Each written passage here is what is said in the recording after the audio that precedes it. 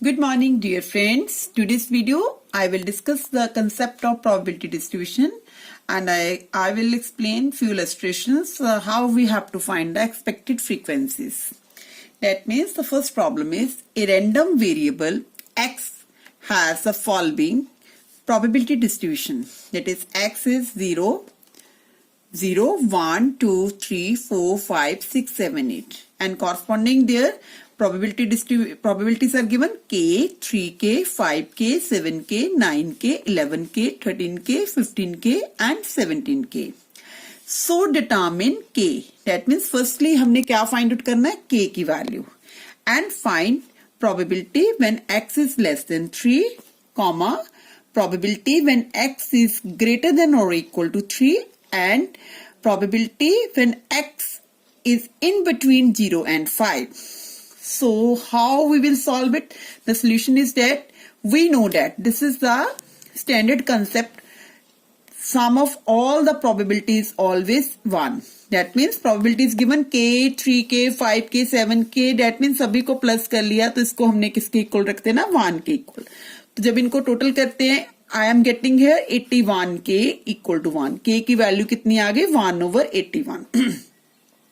सो हमारा आंसर क्या बन गया x 0.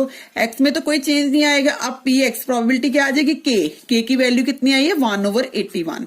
फिर क्या है 3k means 3 into 1/81 that is 3/81. Then 5/81, 7/81, 9/81. ऐसे हमने सारी इनकी प्रोबेबिलिटीज निकाल दी x वाले वेरिएबल की. तो अब क्वेश्चन में क्या था आपने प्रोबेबिलिटी फाइंड आउट करनी है जब x की वैल्यू लेस देन 3 हो.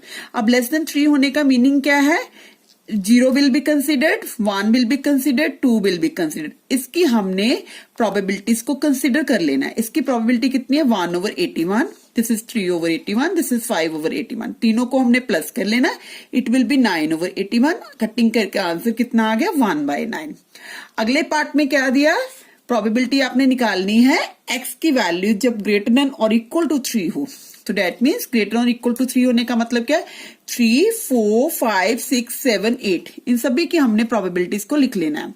इन सब की प्रोबेबिलिटी कितनी आ जाएगी 7/81, 9/81, 11/81, 13/81, 15/81, 17/81. सभी को ऐड करा तो after simplification I got 8/9 answer. Next third part में क्या है x की प्रोबेबिलिटी निकालनी है in between 0 and 5. That means हमने 0 और 5 के बीच में वैल्यूज कंसीडर करनी है. 0 और 5 के बीच में देखिए कौन सी वैल्यू आ रही है 1, 2, 3, 4. उसकी प्रोबेबिलिटी कितनी 3/81, 5/81, 7/81, 9/81. चारों को ऐड करा तो आई गॉट 24/81. कटिंग करके आ गया इसका 8/27. This is the question.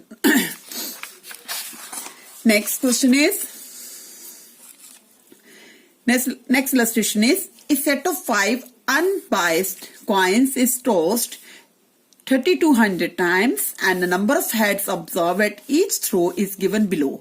Assuming that distribution follow the binomial law. That means law is binomial. Number of heads are given 0, 1, 2, 3, 4, 5 and observed frequencies that is 90, 560, 110, 900, 490 or 60. तो that means here is coin is toss. So coin जब toss करते हैं तो when head की probability कितनी आ जाती है 1/2. It is known as the P. And probability of tail that means जब कॉइन को टॉस करा जाता तो क्यू हमारी किसकी हो गई प्रोबेबिलिटी टेल की. टेल की प्रोबेबिलिटी कितनी आ जाएगी 1/2. क्योंकि जब एक कॉइन को टॉस करते हैं तो दो सैंपल स्पेस में एलिमेंट होते हैं हेड और टेल. हेड मीन्स अगर प्रोबेबिलिटी हेड की निकालनी तो 1 ओवर टोटल कितने हो गए 2. ऐसे टेल की प्रोबेबिलिटी निकल जाती है 1/2. अब स्मॉल एन कितना है 5 unbiased coins. That means small N is 5 और 3200 times. This is the capital N. So question क्या हमने निकालना क्या है distribution follow the binomial law. हमने प्रोबेबिलिटी डिस्ट्रीब्यूशन निकालना और एक्सपेक्टेड फ्रीक्वेंसीज निकालनी है. तो फॉर्मूला हमारा क्या होता है this is the PR is equal to NCR P की पावर R Q की power N-R. We have the expected frequency table as under. अब देखिए एक्सपेक्टेड फ्रीक्वेंसी कैसे निकालते हैं. लेट अस सी.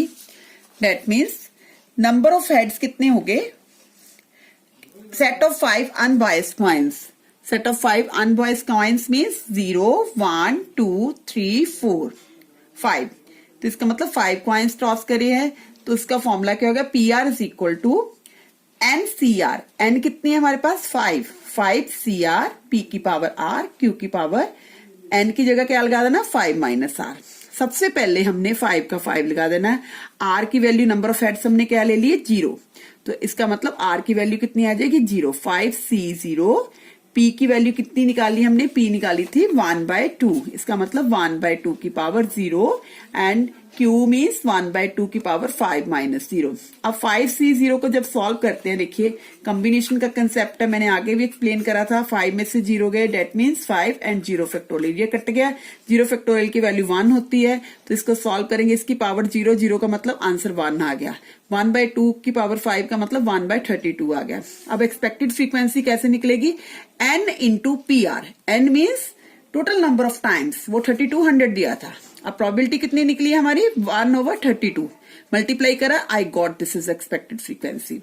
अब नंबर ऑफ हेड्स की प्रोबेबिलिटी निकालनी थी. नंबर ऑफ हेड्स कितने हो सकते हैं? क्योंकि 5 कॉइन्स है तो मैक्सिमम 5 हो सकते हैं.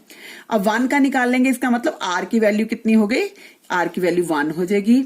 यहां पर पुट करेंगे. P तो हमारी 1/2 है. R की जगह क्या आ जाएगा? 1 हो जाएगा. Q क्या है? 1/2. 5 माइनस 1 डेट इज 4 हो जाएगा. इसको सिंप्लीफाई करेंगे, 5/32 हो जाएगा. एक्सपेक्टेड फ्रीक्वेंसी कैसे आएगी? N into PR. 3200 over into 5/32. इसकी कटिंग करके 500 आ जाएगा. ऐसे ही हमने 2 की निकाल देनी. मतलब यहां पर R कितनी हो गई? 2 हो गई. इस फॉर्मूले में पुट करेंगे 5C2 1/2 की पावर 2. Q की पावर कितनी आ जाएगी? 5 माइनस 2. मतलब कितना आ गया? 3 आ गया. इसको सॉल्व करा, 10/32. फिर हमने एक्सपेक्टेड फ्रीक्वेंसी निकाल देनी. वो कैसे निकालनी है? 3200 इंटू जो प्रोबेबिलिटी आई है उसको मल्टीप्लाई करना. ऐसे ही हमने 5 तक निकाल ली. अब हमने हमेशा वेरीफाई करना होता है कि जो सिग्मा PR है, मतलब सारी की सारी प्रोबेबिलिटी का सम कितना होना चाहिए? 1 होना चाहिए होता है.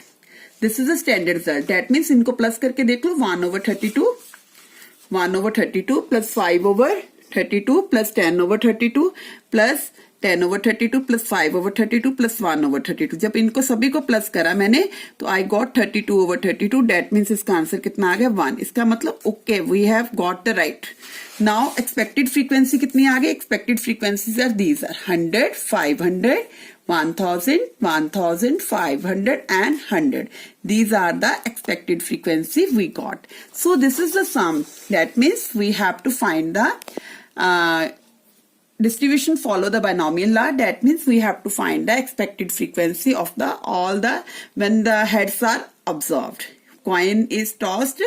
5 unbiased coins are tossed. That means 5 और coins को toss करा. N small 5 हो गया. This is number of time. This is a capital N. P हमने कैसे निकाली? 1/2. Q is 1/2. तो ऐसे करके हमने टेबल बनाया. टेबल में हमने सबसे पहले PR निकाल ली है. PR निकालने के बाद हमने एक्सपेक्टेड फ्रीक्वेंसीज निकाल लिया. This is a question. Thanks dear friends. Please like, share and subscribe my channel and don't forget to share with other also.